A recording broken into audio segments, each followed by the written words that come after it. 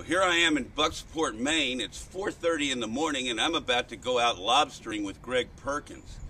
Boy, I didn't realize there was this much light at 4:30. I hope there's some lobsters, too.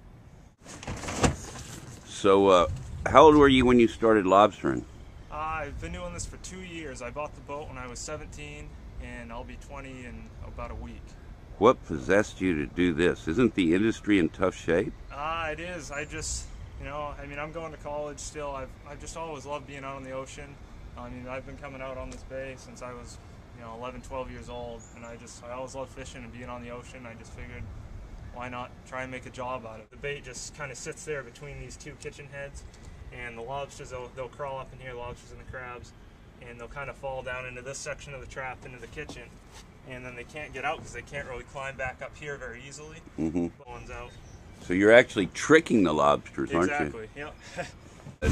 Well, right now we're still in Bucksport Harbor. That's the new bridge, the Penobscot Narrows Bridge. That's Fort Knox right there. About a 17-mile round-trip workday.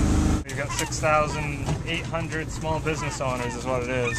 Areas, guys get pretty vicious if you try and start in an area, and they'll go out and cut all your gear.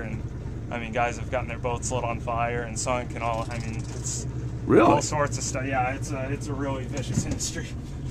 Worse than that, people have had their houses set on fire and everything because they call it lobster wars, basically.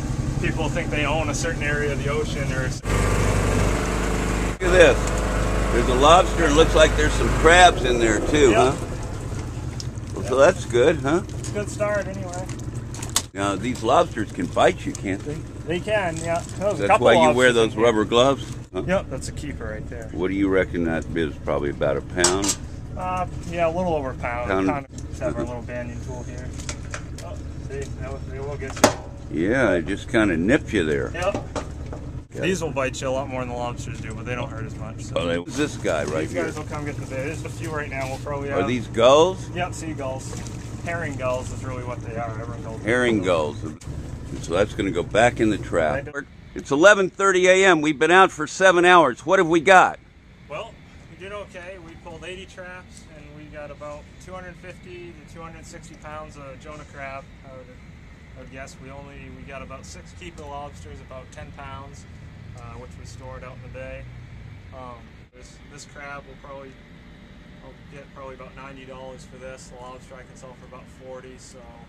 So about 60 bucks? Yeah, probably about that. For 7 hours work. 7 hours work. Getting up at 3:30. Well, you're a great man, Greg, and I'm glad it's your job and not mine.